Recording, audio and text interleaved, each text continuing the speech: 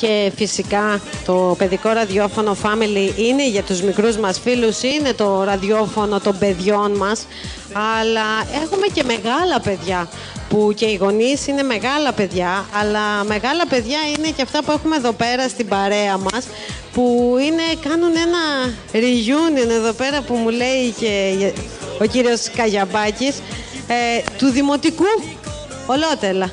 Έτσι, ούτε καν του λυκείου, ας πούμε, του δημοτικού. Είσαστε όλα τα χρόνια μαζί? Όχι? Ωραία, λοιπόν, ένας θέλω να μου πει όνομα. Εσείς? Παιδιά, εγώ ο Κώστας είμαι περαστικός, δεν έχω καμία σχέση με αυτούς. Είμαι 10 χρόνια μικρότερος. Α, ναι, εντάξει, σίγουρα. Κώστας, λοιπόν, πάμε το πρώτο. Η κυρία? Και εγώ είμαι φίλη του Κώστα που περνούσα και έκατσα μαζί του. Νομίζω ότι αδίκως κάνουμε αυτή τη συζήτηση. Κανείς δεν πρόκειται να παραδεχθεί ότι ήταν στο δημοτικό. Εσύ ήσουν όμως, Γιάννη? Κι εγώ είμαι από εκεί, εντάξει, πήγαινε μέσα εσύ.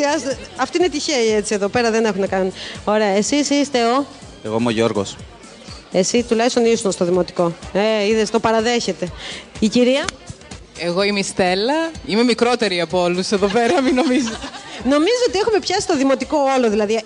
Εγώ πιστεύω τώρα, όση ώρα το συζητάμε, η μισή ήταν στην πρώτη τάξη και η άλλη μισή στην έκτη. Και υπάρχει μια διαφορά, ρε παιδί, με αυτά τα χρόνια, έτσι.